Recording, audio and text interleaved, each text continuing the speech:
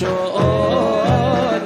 الله الله الله الله لا يكثر همه ما قدر يكون. الله الله الله لا يكثر همه ما قدر يكون. فكرك واختيار اداهما وراك والتدبير ايضا واشهد من براك. فكرك واختيار اداهما وراك والتدبير ايضا واشهد من براك. مولاك المهيمن انه يراك فوت له امورك واحسن في الظنون. الله الله الله لا يكثر همك ما قدر يكون. الله الله الله لا يكثر همك ما قدر يكون. الأول وكيف قوله ذي الحماك يعترف على الله الذي خلق. الأول وكيف قوله ذي الحماك يعترف على الله الذي خلق. وقضى وقدر كل شيء بحق. يا قلبي تنبه واترك المجون. الله لا يكثر همك ما قدر يكون. الله لا يكثر همك ما قدر يكون. قضى من تعالى بالرزق القوام في الكتاب المنزل نورا للأنام. قضى من تعالى بالرزق القوام في الكتاب المنزل نورا للأنام. فالرضا فريضة والسخط حرام والقنوع راعة والطمع جنون. الله لا يكثر همك ما قدر يكون. الله لا يكثر همك ما قدر يكون. انت والخلائق كلهم عبيد والاله فينا يفعل ما يريد. انت والخلائق كلهم عبيد والاله فينا يفعل ما يريد. همك واتمامك ويحك ما يفيد. القضاء تقدم فاغنم السطور. الله لا يكثر همك ما قدر يكون. السلام عليكم ورحمة الله وبركاته.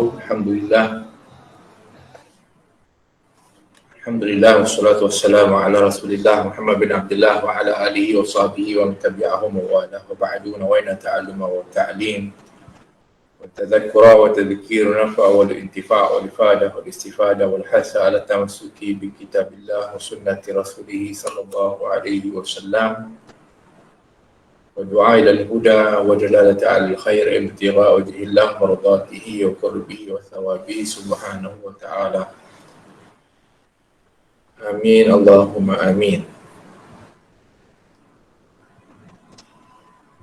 قال رضي الله عنه نفعنا الله بعلومه في الدارين آمين. رضي الله عنكم إلى أن قال.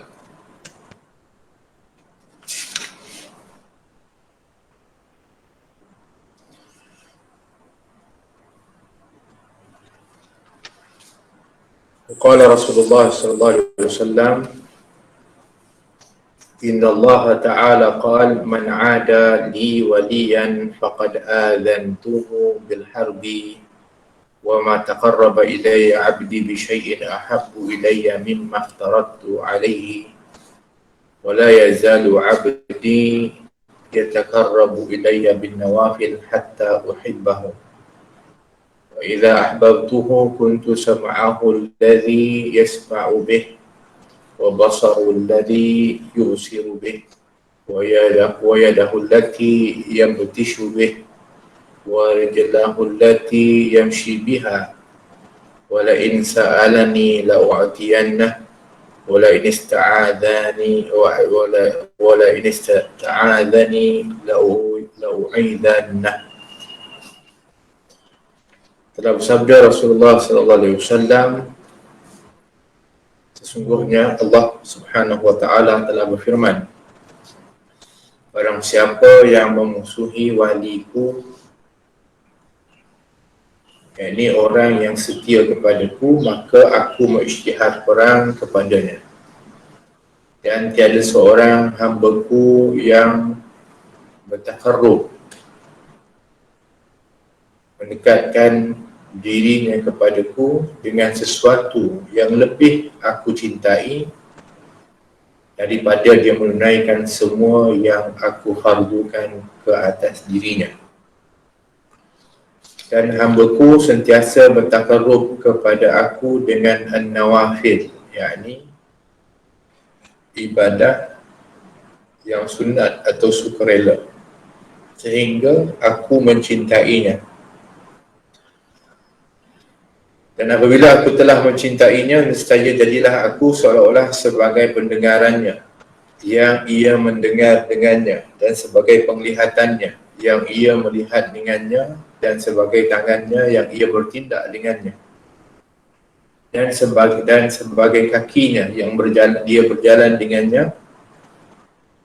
Dan andai kata ia memohonku, pasti akan aku berikan kepadanya, dan andai kata ia berlindung kepadaku, pasti akan ku lindunginya.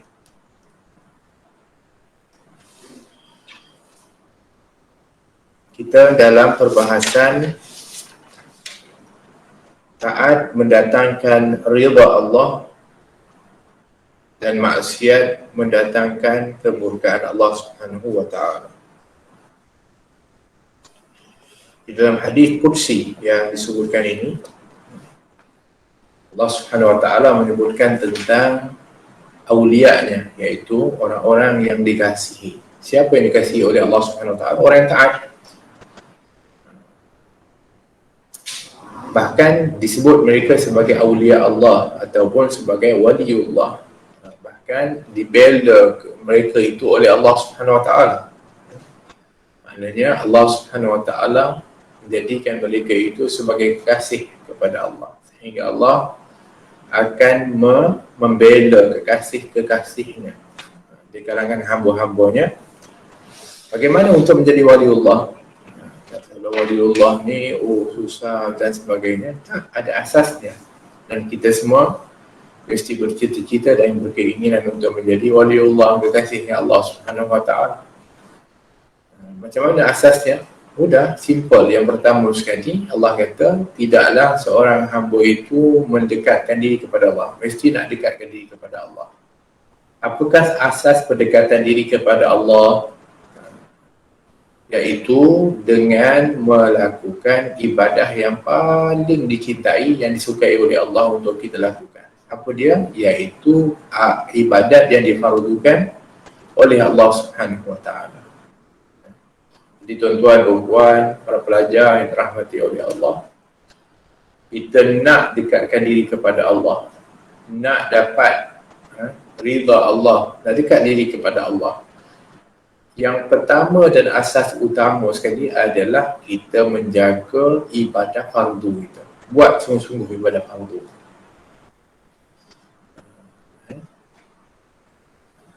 Barulah setelah itu kita menambah lagi pendekatan diri dan juga berusaha lagi untuk mendekatkan diri dengan an-nawafil, dengan ibadah-ibadah sunat. Jadi ini yang kadang-kadang tuan-tuan, perempuan, kalau kita tak kena gaya dia, kita ni tertinggal atau bahkan ada orang yang dia tak buat ibadah fardu. Tapi ibadah sunat dia ataupun yang buat perbuatan-perbuatan baik, dia buat. Tapi yang fardu ada yang tinggalkan. Ada orang yang tak salat, ada orang yang tak bayar zakat setelah cukup haul dan nisab, kan? Tapi dia Masya Allah orangnya, sedekahnya mungkin banyak, kan? Dia mungkin ada buat itu dan ini, baik-baik, tapi tak buat ibadah fardu. Sedangkan yang paling utama, permulaan yang kita kata step yang awal untuk kita nak dekatkan diri kepada Allah. Dan ini, ibadah ni adalah ibadah yang Allah paling suka untuk kita buat. Iaitu amal dan ibadah yang Allah fardukan kepada kita. Sebab itulah perlu untuk kita selesaikan dulu yang ni. Yang ni yang utama. Kemudian tambah lagi dengan ibadah-ibadah sunnah. Dan apabila kita berusaha seperti itu, maka kita akan bukan hanya dapat mendekatkan diri kepada Allah. Allah SWT balas dengan cinta dia. Sebab itu dalam ayat yang sebelumnya Allah SWT berfirman, innal ladzina amanu wa 'amilus shalihat sayaj'alu lahumur rahmanu wudda. Sesungguhnya orang-orang yang beriman dan yang beramal saleh, nanti Allah yang Maha Penyayang akan mencetuskan di dalam hati mereka itu perasaan kasih sayang. Jadi kata Ibn Abbas, maksudnya apa? Allah yang Maha Penyayang itu, Allah akan menyayangi mereka. Itu digunakan saya ja'alu lahumur rahmanu wudda. Allah akan menyayangi mereka dan cetuskan dalam hati mereka itu perasaan kasih sayang di antara mereka. Baik. Allah SWT kalau sayang kepada hamba, apa yang Allah akan berikan kepada hamba? Harta? Tidak semestinya. Tahta? Tidak. Itu bukan tanda Allah SWT menyayangi kepada hamba, kerana harta diberikan kepada orang yang disayangi dan orang yang tak disayangi, kan? Dunia diberikan kepada orang yang sangat disayangi dan orang yang tak disayangi. Akan tetapi iman, ilmu yang manfaat, takwa, dan juga disebutkan dengan hidayah, itu hanya diberikan oleh Allah SWT kepada hambanya yang dikasihi, khusus. Sebab itu ketika disebutkan apabila Allah dah sayang kepada hamba, maka Allah SWT akan menjaganya. Semua dari panca inderanya itu dijaga oleh Allah. Apa yang dia lihat dijaga oleh Allah. Apa yang dia dengar dijaga oleh Allah. Apa yang dia buat dijaga oleh Allah. Apa ke mana dia pergi akan dijaga oleh Allah SWT. Apa yang dia minta akan dikurniakan oleh Allah. Apa yang dia minta dilindungi oleh Allah. Masya Allah. Ini disebutkan adalah awliya Allah, waliullah. Kenapa mereka dapat tu? Kerana ketaatan kepada Allah, patuh kepada Allah. Simple. Itu asasnya. Bukannya kita kata, wah, kita kena buat sesuatu yang terlalu berat. Tidak. Selesai dulu asasnya. Asasnya adalah kefarduan. Kemudian tambah lagi dengan ibadah-ibadah sunat yang lain. Tapi kalau kita yang fardu pun cuai, macam mana kita kata kita nak dapatkan daripada kedudukan itu?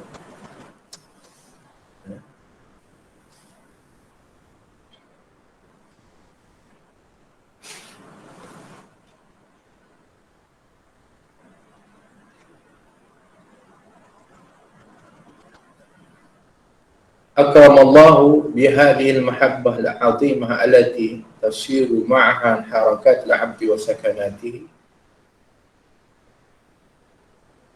kulluha billahi wa lillah man adda maftaratu alaihi maftaradahu alaihi wa aktsara min nawafil at-ta'at takarruban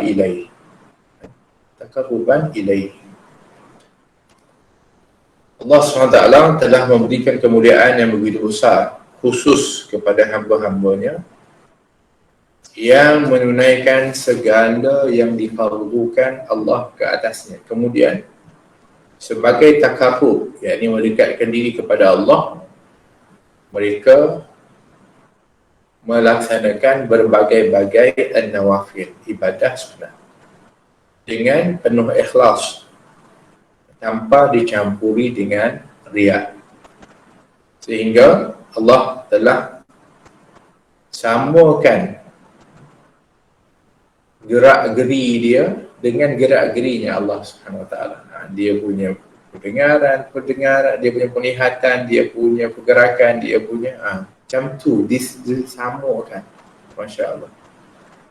Dan diam mereka itu seperti diamnya Allah. Dia seperti, bukan maksudnya Allah seperti itu, tapi Allah nisbahkan tadi seperti itu kepada hamba untuk menunjukkan apa? Mulianya dan kedudukan hebatnya orang yang seperti itu. Semua itu berlaku dengan inayah dan taufik daripada Allah Subhanahu Wa Taala sebagai tanda daripada cinta kepada hamba tersebut.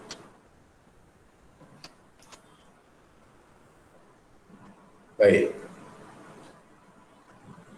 Wa qala alaihi salatu wassalam fi ma yarwihi anillahi azza wa jalla. Idza taqarraba ilayya 'abdi shibran taqarrabtu ilayhi dhira'an. Idza taqarraba ilayya dhira'an taqarrabtu minhu ba'an wa idza atani yamshi ataituhu harwala. Nabi SAW bersabda dalam sebuah hadis yang diriwayatkan daripada Allah Subhanahu Wa Taala, hadis qudsi. Dia kata, idza taqarraba ilayya 'abdi shibran taqarrabtu ilayhi dhira'an. Jika hamba-Ku mendekatkan dirinya kepada Aku sejengkal, Aku mendekatinya satu hasta. Hamba baru sejengkal nak dekatkan diri kepada Allah, tapi Allah lebih cepat mendekatkan mendekat kepada hamba. Apabila kita ada effort, tuan-tuan dan puan-puan, apabila kita ada usaha je nak dekatkan diri kepada Allah, baru kita nak dekat, buat satu amal yang dekatkan diri, Allah lebih cepat lagi mendekat kepada kita. Masya Allah. Menunjukkan betapa Allah ni maha pengasih, maha penyayang kepada hamba. Wa idza taqarraba ila dira'an taqarrabtu minhu ba'an. Dan apabila dia mendekati Aku satu hasta, maka Aku akan mendekatinya sedepa. Sehasta kita baru sehasta. Allah mendekat satu depa, lebih lagi, maknanya Allah akan lebih lagi. Masya Allah. Wa idza atani yamshi ataitu harwala. Jika dia mendatangi Aku dengan berjalan, Aku akan datang kepadanya berlari. Masya Allah, lebih cepat, lebih dekat, lebih cepat balasan Allah Subhanahu Wa Taala kepada hamba-Nya.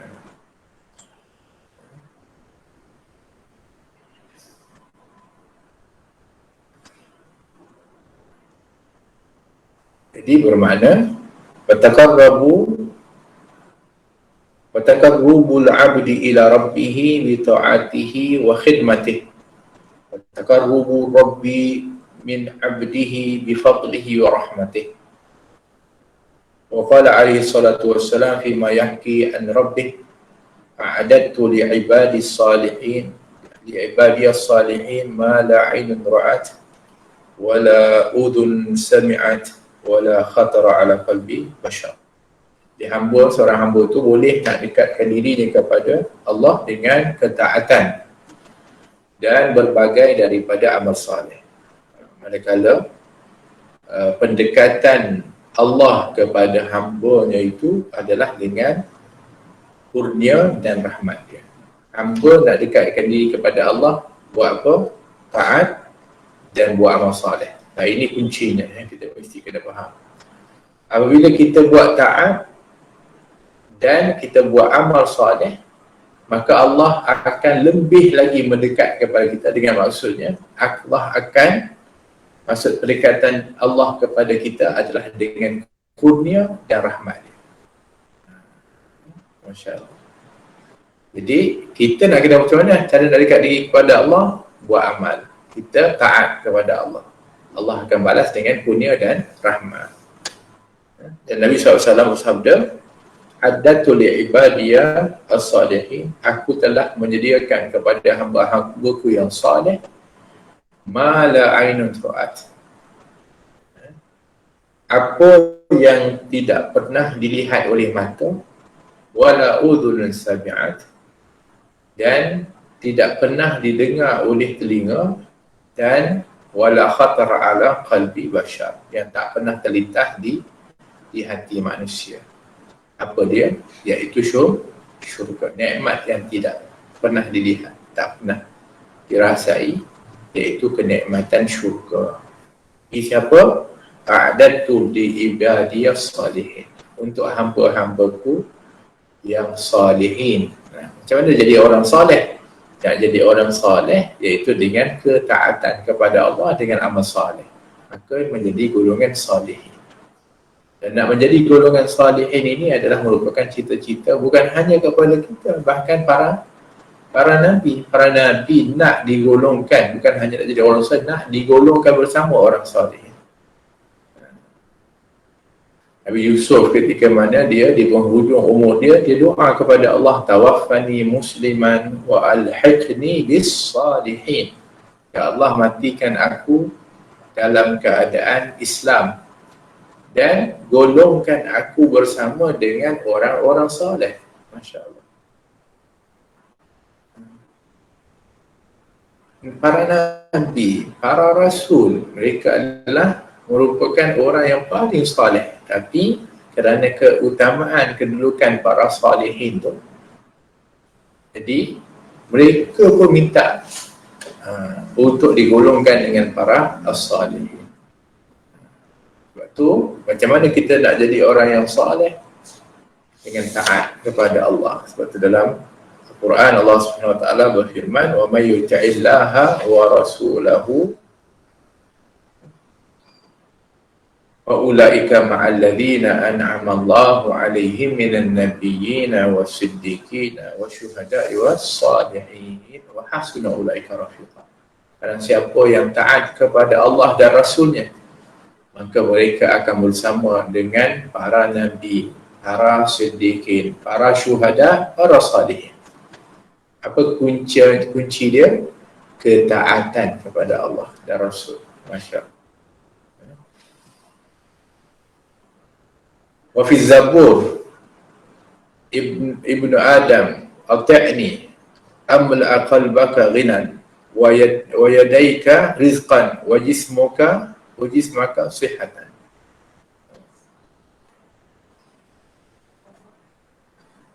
Di dalam kitab Zabur disebutkan, wahai anak Adam, taatilah aku, nescaya aku akan penuhkan hatimu dengan kekayaan. Apa hati yang kaya maksudnya? Rasa cukup je, rida je, rela je. Kan? Ini masalah kat hari ni, kan? Tuan-tuan, perempuan, pelajar, kita ni tak pernah hati ni masa cukup. Kita rasa tak cukup-cukup, tamak. Sebab tu kita rasa tak cukup, walaupun sebenarnya kita dah serba cukup dah, dah ada dah. Tapi kenapa rasa tak pernah cukup? Sebab hati kita ni tak pernah puas. Jadi kalau orang tu dia taat. Allah kata, wahai anak Adam, taatlah kepada aku akan berikan hati kamu tu rasa kecukupan, rasa kaya. Dan kedua tanganmu dengan rezeki. Bahkan memang Allah akan gunakan lagi, bukan kata hati tu rasa cukup, sikit pun rasa cukup lah, tapi tangan dipenuhi dengan rezeki disebutkan, serta tubuh badanmu dengan kesihatan. Jadi orang yang taat kepada Allah ni dapat apa? Hatinya merasa cukup, tangan dikurniakan rezeki yang melimpah, yang diluaskan oleh Allah. Begitu juga akan diberikan kesihatan dari jasmani. Wa auhallahu ila dunya, ya dunya, man khadamani fakhdimi wa man khadamaki fastakhdami. Kemudian Allah perintahkan kepada dunia, Allah wahyukan kepada dunia dengan mengatakan, wahai dunia, barang siapa yang khadamani, mengabdikan dirinya kepada aku, maka fakhdami atau fakhdimi, maka berikanlah khidmatmu kepada dia. Dan barang siapa yang berkhidmat kepada engkau, maka perhambakanlah dia. Jadi kuncinya apa? Kalau kita memperhambakan diri kepada Allah, dunia ni jadi milik kita. Allah akan limpahkan dunia kepada kita. Tapi kalau kita mengabdikan diri kepada dunia, jadi hamba dunia, mengabdikan diri kepada dunia, maka kita akan jadi hamba dunia. وقال بشر ابن الحارث رحمه الله ذهب أهل الخير بالدنيا والآخرة. وقال يحيى بن معاذ أبناء الدنيا تخدمهم العبيد وأبناء الآخرة تخدمه الأحرار. Kata Bishr Al-Harith rahimahullah, orang-orang yang banyak berbuat taat akan pergi dengan membawa dunia dan akhirat. Masya Allah.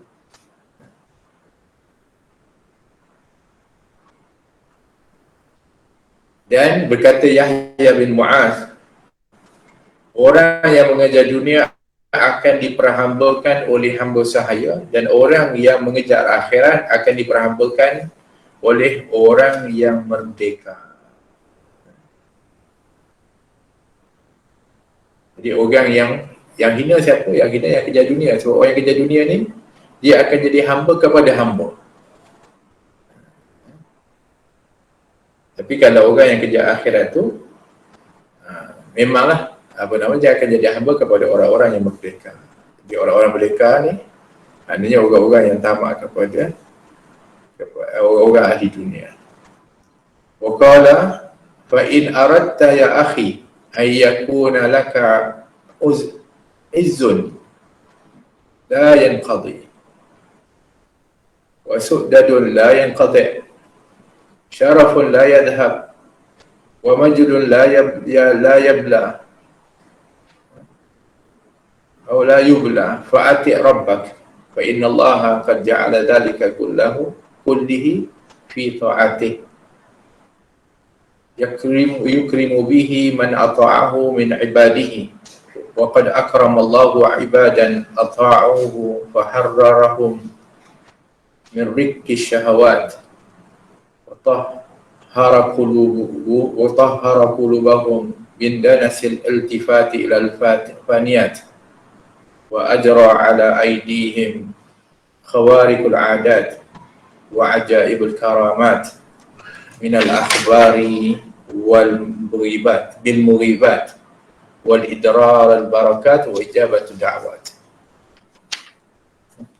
Jadi wahai saudaraku, kata Imam Haddad, wahai saudaraku, wa in aradta, sekiranya kamu ingin, wahai saudaraku, engkau inginkan kemuliaan yang tak akan pernah hilang, tak akan pernah sirna,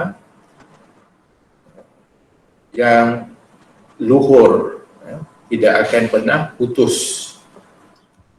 kedudukan yang tak akan pernah hilang, ketinggian yang tidak akan pernah pupus, maka taatilah kepada Allah. Jadi kalau nak mulia yang sentiasa, kemuliaan itu kekal. Begitu juga dengan kedudukan yang sentiasa tinggi, maka taatilah kepada Allah. Bukannya kita mengejar dunia. Mungkin masa kita kejar dunia, mungkin kedudukan kita tinggi di mata manusia, mungkin kita famous, mungkin kita glamour, mungkin kita mewah di mata manusia, tapi kekal lah? Tak kekal. Tapi untuk kekal kemuliaan, tinggi kedudukan, martabat dan sebagainya, nak kekal adalah kekal di sisi Allah. Nak kekal di kemuliaan itu adalah orang yang taat kepada Allah, kata Imam Haddad. Sebab apa? Kerana Allah telah kumpulkan semua kurnia itu dalam ketaatan kepadanya. Diberikan kurnia itu kepada siapa yang taat kepada Allah daripada kalangan hamba-hamba dia. Bahkan banyak dah bukti bahawa Allah dah beri kurnia ini kepada hamba-hamba yang mentaati dia, dan bahkan dibebaskan mereka itu daripada syahwat. Dibersihkan hati mereka itu daripada kotoran-kotoran daripada keinginan jiwa, nafsu tu, kepada keindahan dunia. Allah bersihkan hati mereka dari keinginan mereka kepada dunia. Dunia yang fana ni, dan ditimbulkan dalam tangan mereka kejadian yang luar biasa. Diberikan karamat oleh Allah SWT yang menyalahi kepada adat kebiasaan. Seperti lahirnya keramat-keramat yang menakjubkan, bersingkapnya berita-berita gaib, menampakkan akan keberkatan-keberkatan apa yang dia sentuh, apa yang dia buat. Dan Allah menampakkan orang ni orang yang kabul doa dan permohonan. Ini siapa ni? Para wali Allah. Yang tadi, kenapa asasnya taat kepada Allah, taat betul kepada Allah, maka mereka ni adalah merupakan wali Allah. Sehingga ramai orang akan berkunjung menziarahi kepada mereka untuk mendapatkan cahaya mereka, ikut jejak langkah mereka. Dan juga mereka, ramai orang yang akan cenderung kepada mereka dan menunjukkan harapan kepada Allah dengan keberkatan mereka dalam nak capai kepada hajat dan keperluan. Ataupun bertawassul dengan mereka agar dijauhkan daripada penderitaan dan juga daripada bahaya. Bahkan ada di antara orang-orang yang nak dapatkan keberkatan mereka itu. Masya Allah. Jadi maknanya, kenapa sampai begitu orang mengasihi, menghormati mereka? Kerana mereka adalah wali Allah, mereka adalah awliya Allah, mereka adalah kekasih-kekasih Allah. Tapi apa yang mereka buat sehingga boleh dapat jadi kekasih Allah? Yang hari ni kita kata, para wali Allah ni orang ni dan sebagainya. Dia bukanlah benda yang mereka buat ni adalah sesuatu yang kita kata mustahil untuk kita buat, tidak. Iaitu asasnya adalah ketaatan kepada Allah Subhanahu wa ta'ala.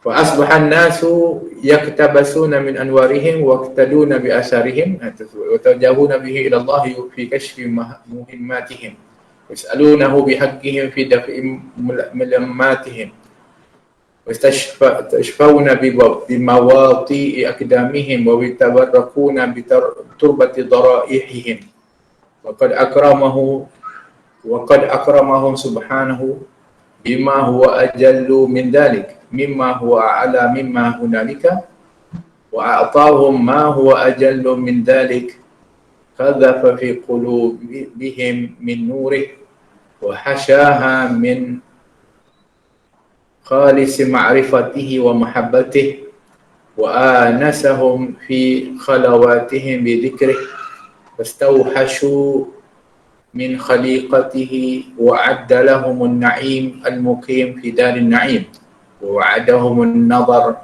ila wajhihi al-karim wa ridahu anhum akbar dhalika huwa al-fawz al-'azim limithli hadha falya'mal al-'amilun. Sebenarnya Allah telah memuliakan mereka itu dengan kurnia yang lebih tinggi lagi, kata Imam Haddad, dan lebih mulia lagi daripada apa yang disebutkan tadi. Sampai kedudukan dia tinggi, orang pun nak sayang kat dia, orang pun tak cari dia, nak dapatkan berkatan dia dan sebagainya. Sebenarnya kemuliaan Allah berikan kepada mereka itu sebenarnya lebih tinggi, lebih mulia lagi. Malah Allah SWT telah berikan lebih besar dari itu semua, iaitu diisikan hati dengan makrifat dan kecintaan kepada Allah. Iaitu yang lebih hebat lagi. Kalau Allah dah kurniakan kepada orang-orang yang taat kepada Allah ni, Allah akan berikan makrifat, kenal betul kepada Allah, dekat dengan Allah dan cinta kepada Allah lagi.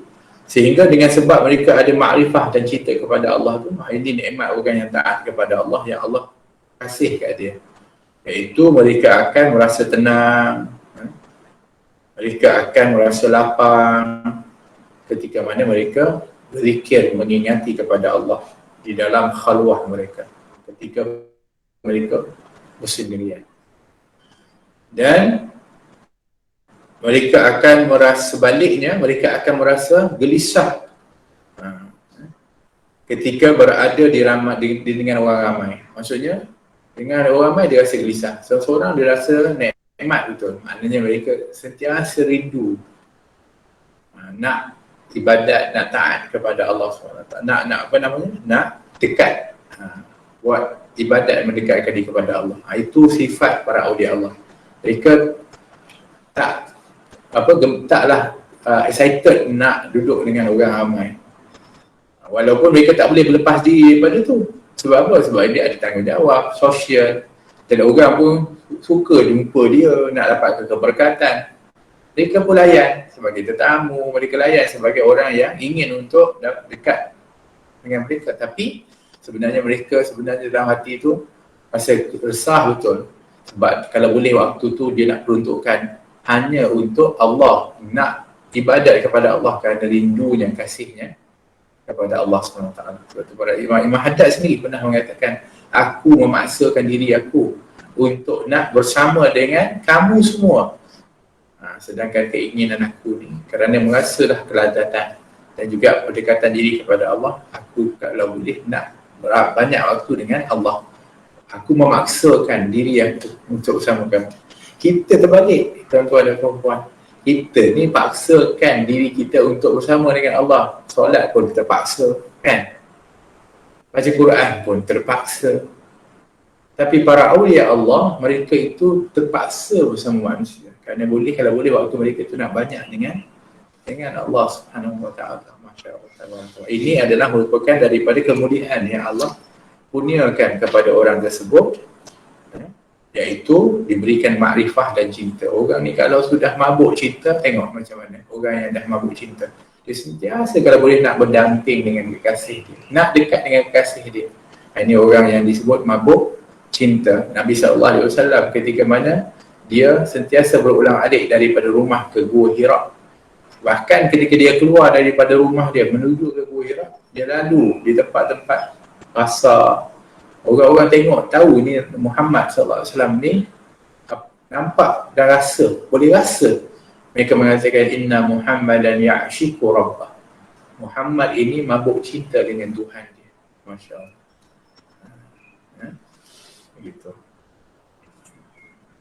Dan apa lagi yang Allah akan muliakan kepada mereka, lebih dengan kemuliaan yang luar biasa. Mereka di akhirat nanti Allah sediakan bagi mereka itu Jannatul Na'im, syurga Na'im, yang dijanjikan dengan nikmat yang terbesar. Apa dia nikmat terbesar yang Allah gunakan bagi mereka di syurga? Ialah melihat kepada Allah yang teramat mulia dan sebagai tanda keridaan Allah SWT. Masya Allah. Itu nikmat yang besar. Syurga tu dah nikmat dah, luar biasa dah.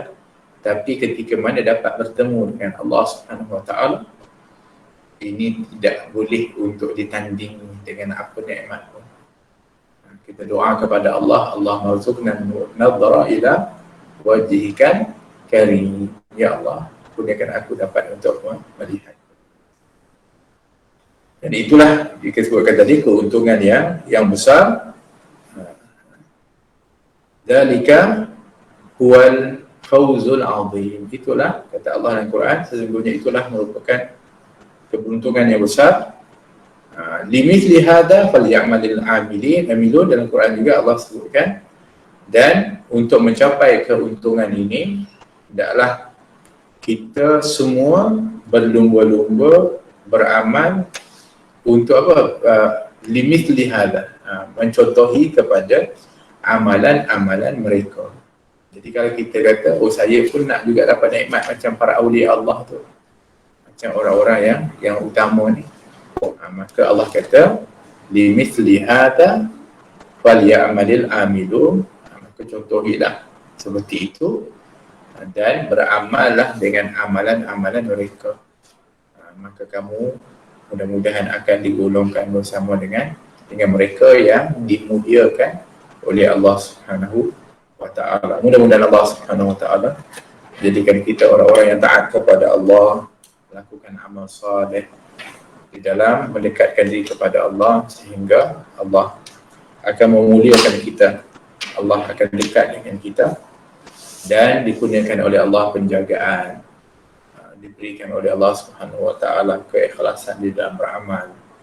Dan mudah-mudahan Allah SWT memuliakan kepada kita kelazatan ibadah dan mendekatkan diri kepada Allah Subhanahu wa ta'ala, diberikan futuhal arifin wa yufaqqihna fid din wa yarzuqna kamal al-ikhlasi wal yaqin summa ila arwahil ulama'il amilin wa awliya'i was salihin wa walidin hadirin wa masyayikhihim ajma'in. Allah yaqbalu minal jami' wa ya'fu 'anil jami' wa yuslihu sya'nal jami' fid din wad dunya wal akhirah wa 'ala ma nawa al-Imam Abdullah bin Ali al-Haddad wa usulihi wa furu'ihi wa tasabu ilaihi ajma'in.